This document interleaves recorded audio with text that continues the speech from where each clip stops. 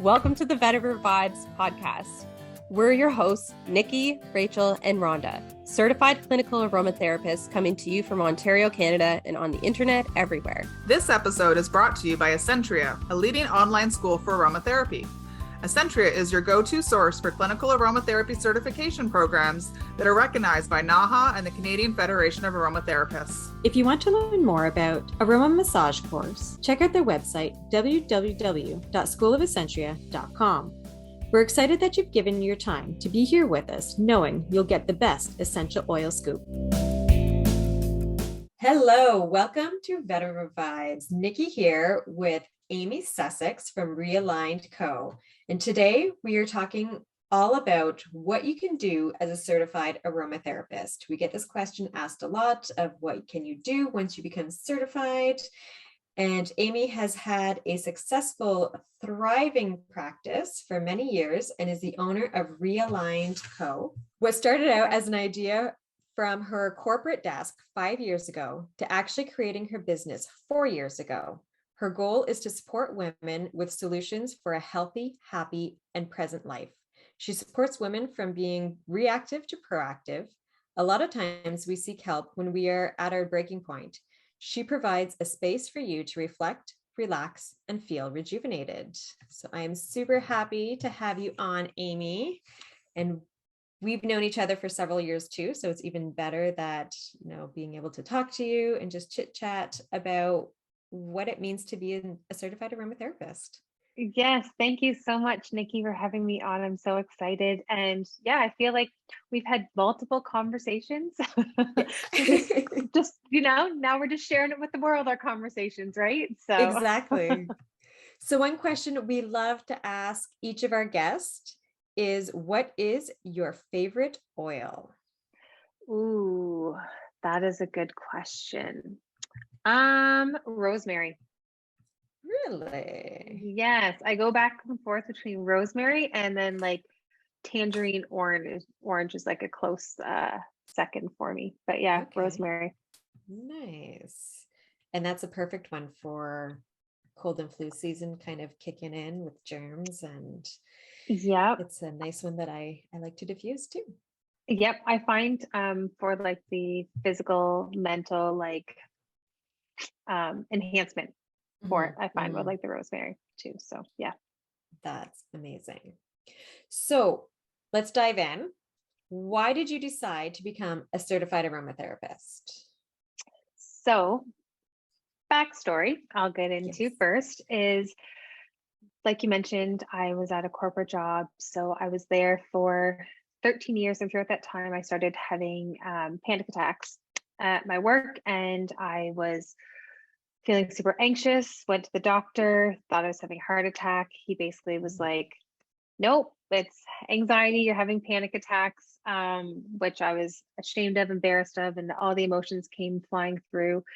So I was using medication to help with that, and it actually made me more depressed and didn't help. And I remember it was a day in February laying on the couch saying to myself, like, this can't be how life is. Like, seriously, is this what I'm signing up for? And you're at your breaking point, right? And you're trying to like find anything and everything. And essential oils kind of fell into my lap, I'll say. And I started using orange a lot, lavender a lot to really help me with my emotional state. And then I was able to go off the medication. And then kind of what happened from there was I wanted to know more. I wanted to learn more about it, and I became pregnant with my first daughter, and I'd been using the oils and I wasn't sure about the safety of it because there's Google, there's all kinds of information out there about what oils to use and not to use, and the brands and the companies and all the things. And I thought, what better way to learn than actually become certified, so that I'm sure if I had these questions, there's other people that had these questions as well too. So yeah, it was while I was pregnant that I actually got my worked towards my certification. Yeah. That's awesome, because that's so similar to me. It was pregnancy also that triggered it. I know our paths are so similar, and I absolutely love it. So clearly, being a mom, wanting that natural, healthy option is always fantastic. And so since you've been certified, how have you been using your certification? Oh my goodness, so many different ways of kind of like, so that's the thing. Once I got the certification, I was like, well, I want to do the aroma massage. And then it just snowballs into like, then the next thing I want to get certified in, right? Like once you open up this like Pandora's box of possibilities and all of the different certifications and ways you can help yourself and others, it just continues to go. So I started with a product line. So my business actually, when I opened it 4 years ago, was Revive as Wellness, and then I just did a rebrand this past year. Mhm. But I started with a product line because, again, I was using the oils for myself, and then I would start to like share with family and friends, and so it kind of just started with a product line, and then I got the certification in the aroma massage, and then I first had an aroma massage treatment, and I was blown away by it. I remember having a treatment done and being on the table, and you have the stress, you where's the grocery list, like everything that's going through your head, and partway through everything was gone. It just like vanished. I was like, I felt like I was having this out of body experience. And so that's why I was like, I want more. I want to learn this too. So I got certified because I'm like, if I feel this way, there's so many women and other people in this world that would totally benefit from this and use it. So yeah, so I started my business 4 years ago in September of 2018, and started with the product line and then offering the aroma massage. And then it just, like I mentioned, kind of snowballed from there with other certifications and stuff too. So yeah. So going back to the product line for a minute, there's a few things that I the product line and the aroma massage. Yeah, I 'Cause know. that type of experience is just so amazing and mind-blowing. But Yeah. first, let's go back to the product line. So doing a product line, we hear this a lot or we get asked a lot as to how hard it is, what does it all entail? So without going too deep into all the details, because that's a whole episode, I think, on itself, is Yep. how to do product line. But can you just touch a little bit on what does that look like? Is it difficult, easy? And I know everyone's definition of that might be a little bit different, but just kind of a really rough few words on what does that entail? Absolutely. So it started with like exploring for it, and then it turned into I want to actually like be legit with my product line. So it was going to like the Health Canada website, kind of researching a bit about that. It was touching base kind of with some other local entrepreneurs I know here in the city and asking them like just a couple questions. It was taking a course from somebody else who created a product line, so learning from them as well too. But really, like the answers are out there and it's super easy to do. Like it's all about your networking, right? What I found with the product line too. So it was sourcing the bottles, sourcing the labels, and honestly, with Health Canada, it's going online and filling out a form. It's no different than like filling out for like your birth certificate, right? Or filling out for like your driver's license. You're going in, you're just providing the information. Like I put X amount of coconut oil, I put X amount of vetiver in, I put X amount of lavender in, right? And just filling Is out it the a long line. process though? So like once you fill out the form, is it like a 1 month, 6 month? Like what's Nope, the you time frame typically? you fill out the form and then they come back to you with if there's anything like a name that wasn't pronounced like written on there properly. Like they're there to support you and they're there to help you, right? Because they want what's best for consumers as well. And by you going online and doing that, it's also showing like the consumer that you're following, the Protocol. rules and the safety and protocols, right? So yeah, so it's a pretty simple um process as far as like with Health Canada, and as far as like sourcing out the products, like really the hard part is like mastering the product, right? Like Mhm. I used to make lotions and it was like I wanted the certain consistency with lotion. So like that's the creative part of it, but that was more the stress part, like finding the labels, getting the um outsourcing all of that. It was more like I want to make sure like it's a certain product that I'm creating, giving like to people, right? So Yeah. And you say yeah. that with lotion. I refuse to make lotion because I never got past the trial error. All the lotions I make, I don't like and I'm not proud of. So I just straight up gave up making lotions. I went Balms from I can lotion to do. butter. Yep. Yeah, I can do butters, I can do balms, Butters. Yep. anything like that. you put a lotion and I struggle. I I leave that troubleshooted to for others. months, and then absolutely I did the same. I was like, okay, you know what? We're doing balms and butters because this lotion consistency, no matter what I do, it just, yeah, for sure. Yeah, So, yeah. that's And great.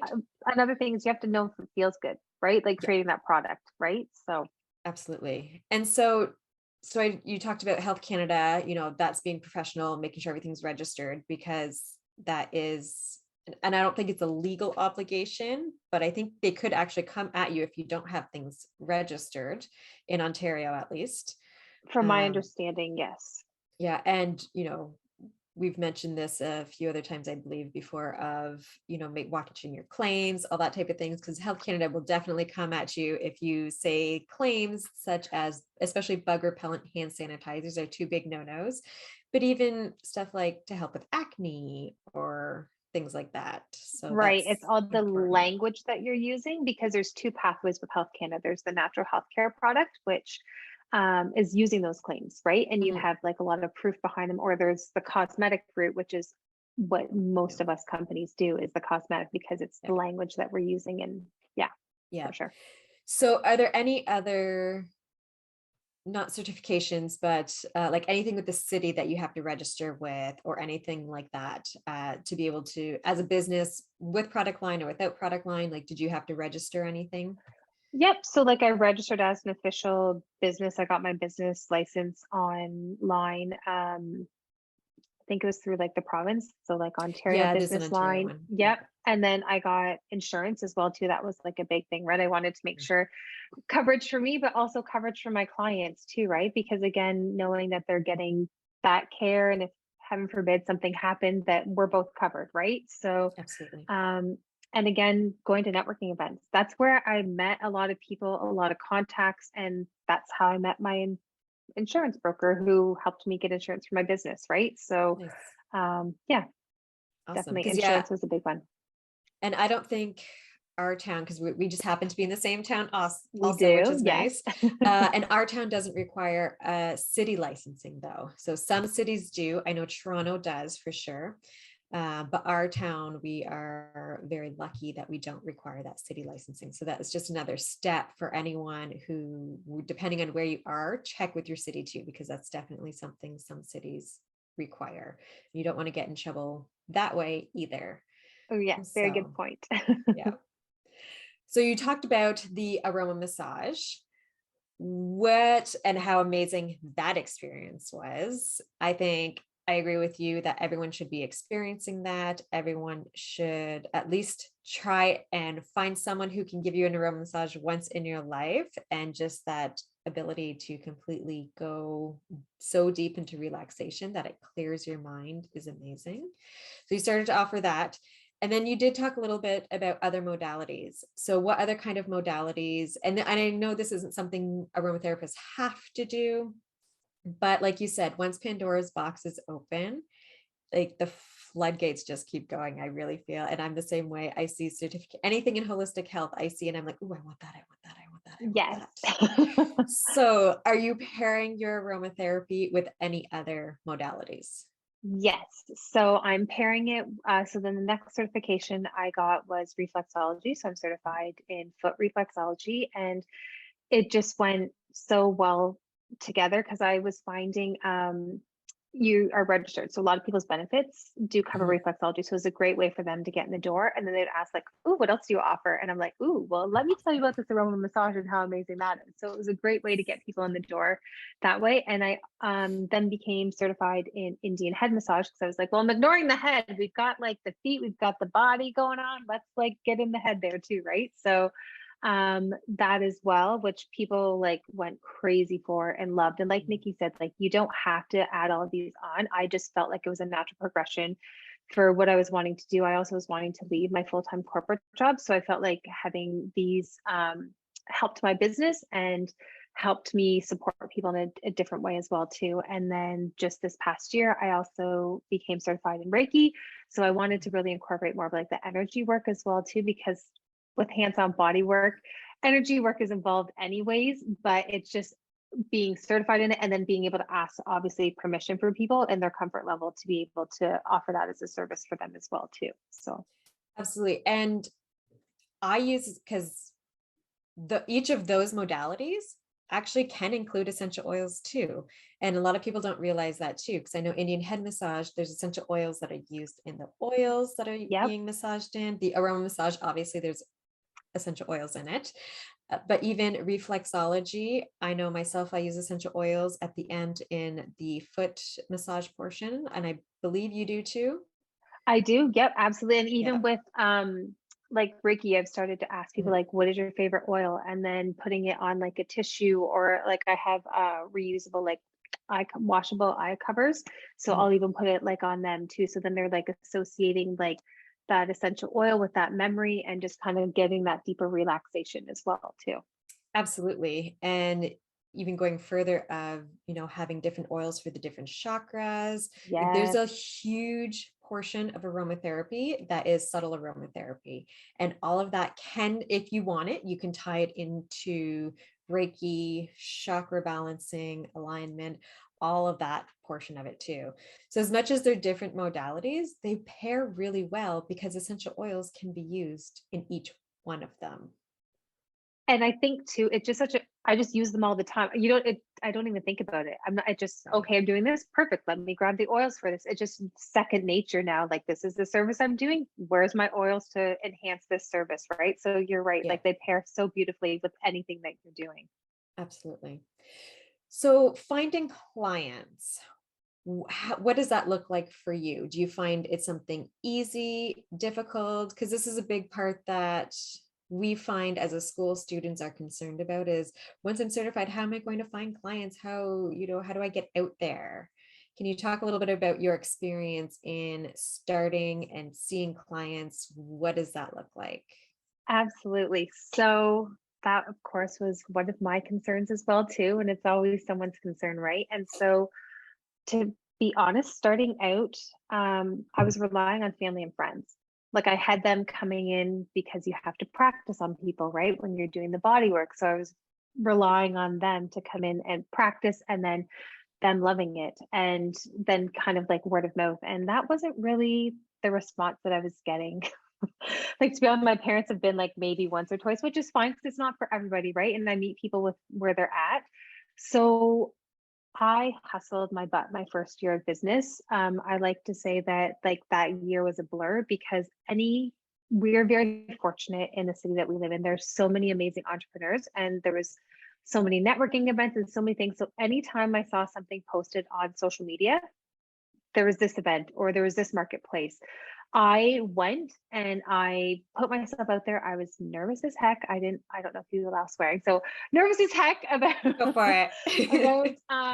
doing it. And I just kept putting myself out there. I did like online promotions. So I would do like follow my account, I'll do a draw. I did collaborations with other businesses that I thought would be a good fit.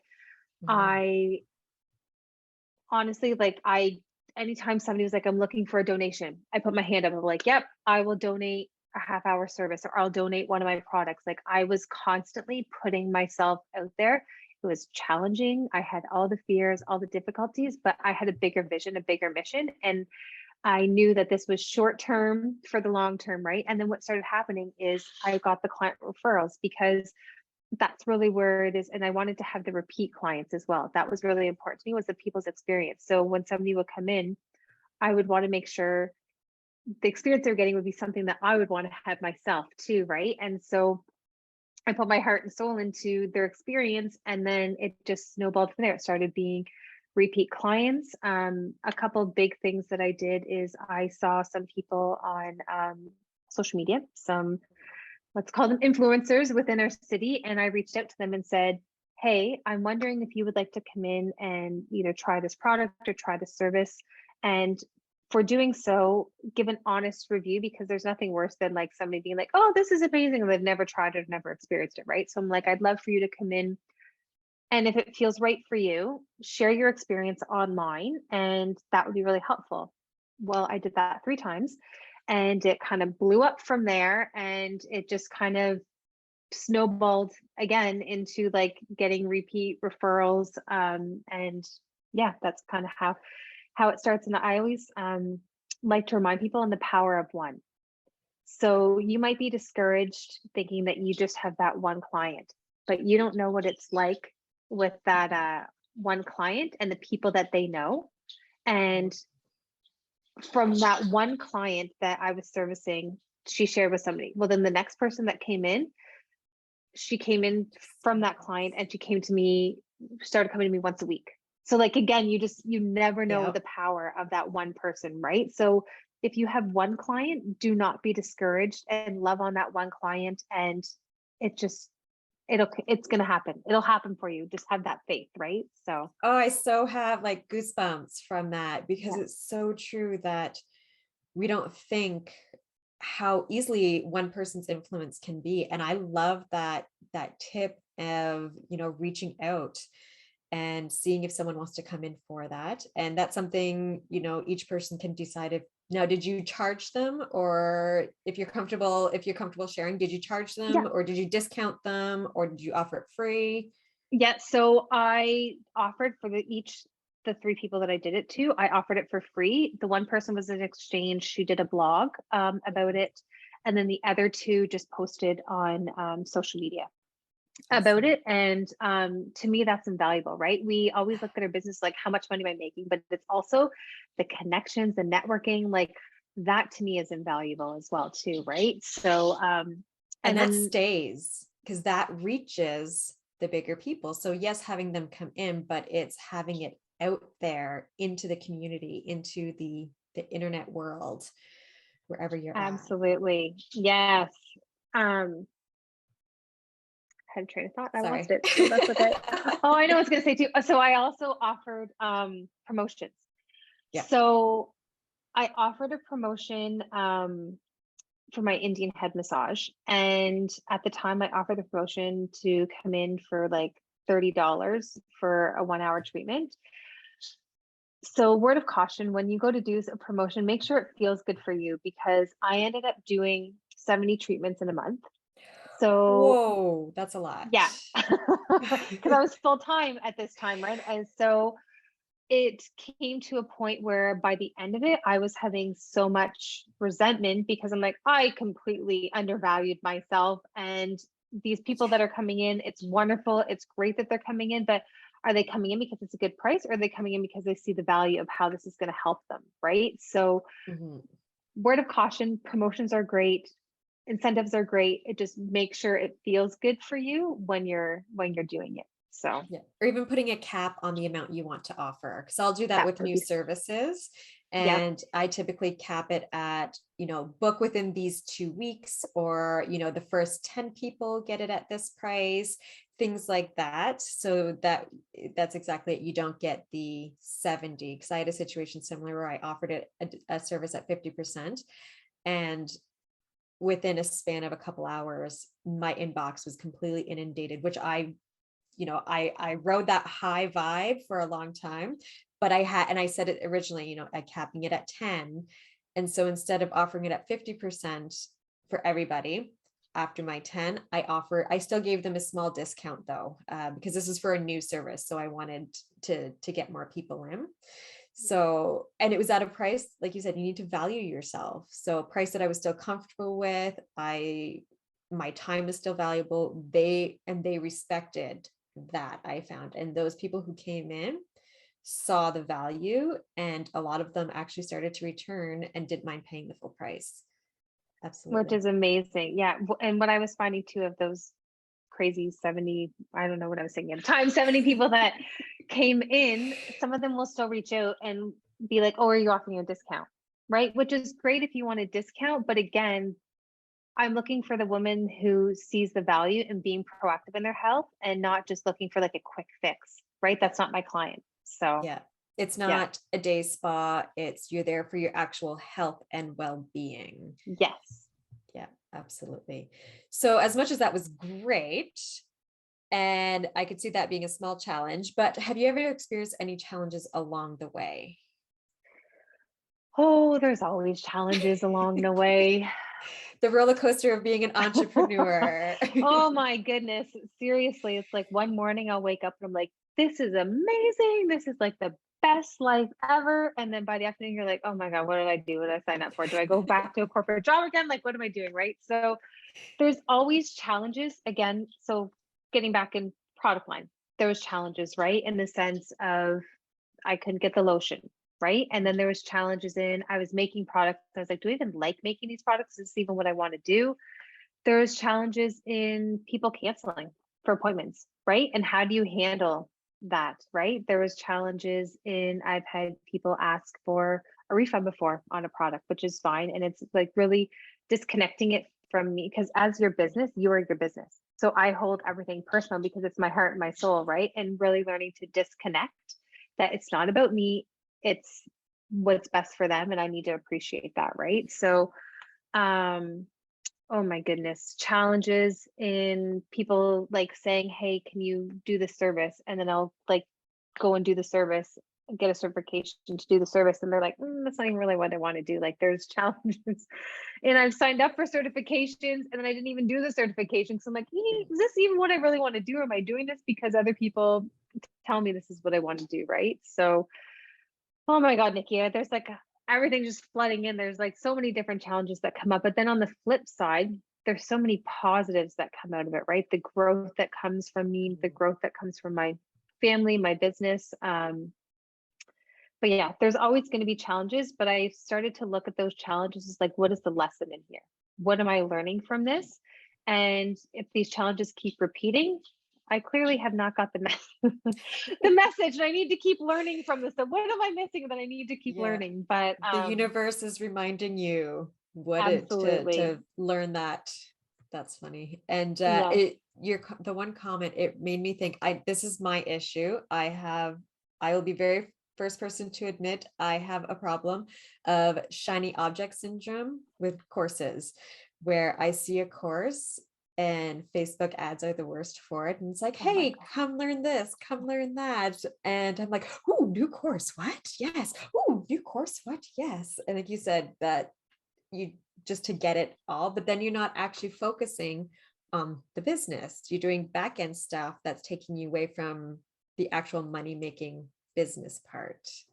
Absolutely. And you just got me thinking as well too. I guess one of the biggest challenges I had with my business is turning off my 9 to 5 mentality.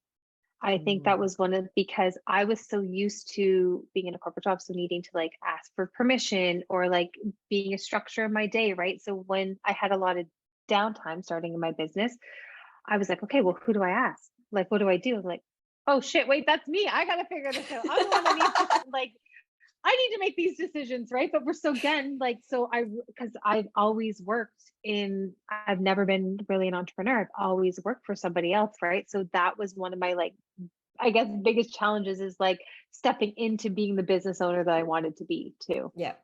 Yeah. No, that's great. And so there's challenges and then there's slightly bigger hiccups in the business. So have you ever failed in part of the business? And if so, how did you work through it? Ooh. So the one thing that comes to mind is a couple things. So I was creating a product line with somebody else, and we didn't really have clear boundaries around what that was going to look like and the structure of everything. And I kind of had that shiny squirrel syndrome of like, oh my gosh, we could make this, we could do this, we could do this. And I was like super excited. I was still new to business. And so this person told me, like, I really want you to create this product line for me. I went out and bought all the products, the labels, made them up, didn't take a payment from them. And so then I messaged them. I was like, hey, your product's here. They're ready. Like, I'm super excited. Like, we did this collaboration together. Ghosted. So then I gave it like a couple weeks and then I was like, hey, just reaching out again. I have your product line. It's all here. I'm super excited. Like, I know you have this promo coming up and you wanted to be part of it. So let me know when's the best time to connect. Ghosted again. So I've to this day have never ever heard back from that person. And I'm sure they avoid you at any networking event or any Well, there hasn't online been stuff. anything, but yeah, So they that's do, true. which is fine. Yeah, but Yeah. they definitely, I guess I haven't seen them in the 4 years Yeah. that this was supposed to have been. So Mm. what I learned from that was, again, it didn't feel right to me creating this product line. I didn't have boundaries. I didn't set out parameters around it. I didn't take a payment. Who doesn't take a payment for something? I put all this money out and I didn't take a deposit, Amy. Like, come on now. So, like, learning from that as well, I think has been one of the things, a hiccup for business that you really have to learn, right? That's luckily it wasn't like thousands of dollars. It was only a couple of $100, but still that was a lesson I had to learn that way too, for sure. So, Absolutely. And I think you made a good point of, even getting a 50% deposit or whatever amount that you're comfortable and aligned with for something like that. Because I know I've had customers before where they can't pay after like a consultation or an aroma massage or something because they thought they had cash and they didn't. And then my credit card machine was down, something like that. And so, putting that trust of like when they get home to send an email money transfer, and which that's, you're putting trust out there that they're going to go home, pay, and then go home and pay when they do get home. So there's definitely some trust sometimes when it comes to payments, or even online consultations. I don't know if you do online consultations or things like that, but there's that trust of, getting the payment ahead of time is something that's definitely recommended. And I think a good point that you make. definitely. So learn from us. But it also sounds like there's, out of that, you've learned a lot. And I feel like there's a huge mentality from it, from a lot of ways that you've talked about. What is the mental aspect of running a business? How does that work to get out of your head or just even propel yourself forward? Because sometimes we can do everything right. Everything on paper looks fantastic, but if we don't trust ourselves, if we don't trust the universe, if we don't trust the process, sometimes, we can be our own worst enemies. So do you have any experience or thoughts on that? Oh my goodness. We are our own worst enemies. And so how I mentioned in my first year, I was in like hustle mode. Like that's all I did. I was in like crazy hustle on the point getting ready for burnout. And then the world shifted with certain things. And then I went into like flow mode of like, oh, it's easy, breezy. Things are just going to happen. They're going to come my way. And it's like, no, you need to have both. You need to have the strategy, but you also need to have the flow and ease of your day. And so I did a lot of reflecting. I did a lot of meditation. I became certified in hypnosis. I did a lot of like reprogramming my own beliefs, my own thoughts, because my mom actually was an entrepreneur. So funny enough, I grew up on a flower farm, and yeah, but it was always viewed as like, oh, this is a hobby. It's not a real business, right? So that was kind of like my first experience of what it's like for a woman to own a business. So yeah, I guess we never came up in conversation. No, I think that's fascinating. And I Yeah, love so that it's a flower because like that kind of ties back into aromatherapy in a it bit. does. That We influence without realizing it. absolutely, we grew lavender. I remember having dried lavender, making arrangements, bouquets. Like we had, I could tell you when I was 12 years old, all the flowers we have. I don't remember them now. I was a good little entrepreneur back then, I guess you could say, or an employee for my mom. But so that was my first experience, right? Of like what it was like for a woman to be an entrepreneur. And so I think that's why I always worked in a job for somebody else. So that was a big, again, mindset shift and really stepping into who do I want to be? How do I want my business to look? How do I want it to feel? That was a really big part for me too, because I had so many opinions coming at me from a place of love of people telling me what they thought I should do or how my business should look. So I was frantically running around trying to people please everybody of what they thought I should be doing. And again, leading myself to burnout. What do I want? How do I want my day to feel? What do I want my day to look like? How many clients do I want to see in a day? Right? Because at one point I was seeing 6 clients in a day. That's not realistic. Oh my That's not goodness. good energy for me. Right. So now my day is like, let's see anywhere from like 2 to 4 clients. How do I feel today about that? Right. So I think really getting clear on what my business is. And yeah, a lot of it is that inner work, as you know, right? So it's, I worked with multiple coaches. I still have a coach that I worked with. I've done training programs. So just continuing to evolve and grow and knowing that what my business looked like before is completely different. Like I did a rebrand this year, right? And knowing that it's okay because I've grown and I've evolved, and it's okay to let that happen in your business. We're meant to grow, we're meant to change, we're meant to evolve, right? And so as I've grown, it only seemed natural for my business to rebrand and grow too. And you're meant to realign. That's right. Tied that in there. Yes. And I think that's great when you said trying to please everyone, because I've heard that, or a lot of times online we'll see comments of, I just want to help everybody. I don't want to limit myself. And it's important, from what you've said and from what I've experienced also, is you need to find your niche. You need to find your target audience, your target market, your target client, because you can't please everybody. Otherwise, I feel like you said, you're just going to get into that burnout, and that's not going to be helping you, your clients, your business, your family, anyone either.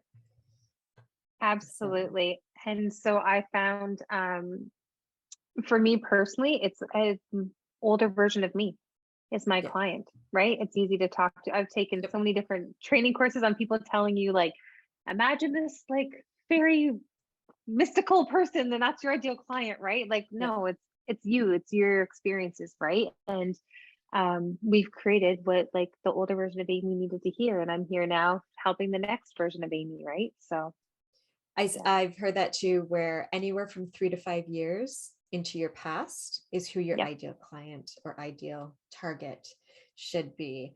Not always, but depending on, where your passions are, maybe. But if it's something that you have experienced and you want to go down that route, then a lot of times I often found that's what I heard, the 3 to 5 year past self is a good ideal person. Which makes a lot of sense, because when I first had my business, I was I had clients coming in that were the frantic clients, and they're like anxiety, like fight or flight all the time, right? So, and I still have the stressed out clients that are coming in, but it's a different type compared to like the frantic that were first coming in. So it's funny as you say that, because as we grow, so are our clients too, right? So absolutely. And that's where the rebranding can come in. Sometimes it's not a bad idea to rebrand. You don't want to be doing it every year by any means, because you want to have that consistency. But if you've grown and you've realized that your priorities have shifted, I think rebranding is sometimes a needed and a great business idea or great business venture to go down. So before we wrap things up, what would be any last minute comment or recommendation that you would like to share? what comes to mind is follow your gut, your intuition, right? So if there is something that you're wanting to create, whether it's a product, if there's a certain space you want to rent out or something like that for your business to see clients, like follow that nudge, follow that gut, because it's in there for a reason. It's in you to help you be that next level version of you. And there's people out there that need you and that are waiting for your gifts and waiting for it to come from you, not from Nikki, not from me, but from you, and how you can help them. So I think it's just so important you're going to have the fear. We're all going to have the fear, and just to follow through, and you never know what can come from it. I love that. And it's so true, because everyone has fear over certain things, and being able to feel it, work through it, and move past it's so important. So that's awesome. Well, thank you so much. Before we officially hop off, can you share with all of our listeners, where can they find you? Where can they contact you if they want to have services or products? Or I believe you do coaching also. So any type of coaching, just where in the world can people find you? Absolutely. So I do a little bit of everything because that's what's in my heart. So as Nikki mentioned, I'm Realigned Co. So I'm on Instagram. You can find my wellness business there, and also my website at www.realignedco.com. And then I do coaching as well. I do business/mindset coaching. And so on Instagram, I'm the Empowered Coach, or I have a website, amysussex.com. So you can find me at both places. And I'm happy to have conversations and to connect with you in the online world. Great. And we will have all of those contacts in the show notes. So if you're looking to connect with Amy or anything like that, the show notes will be able to have quick links to all of those places, which is great. Well, thank you so much for joining us and tuning in to Vetiver Vibes, the Essential Oil Scoop.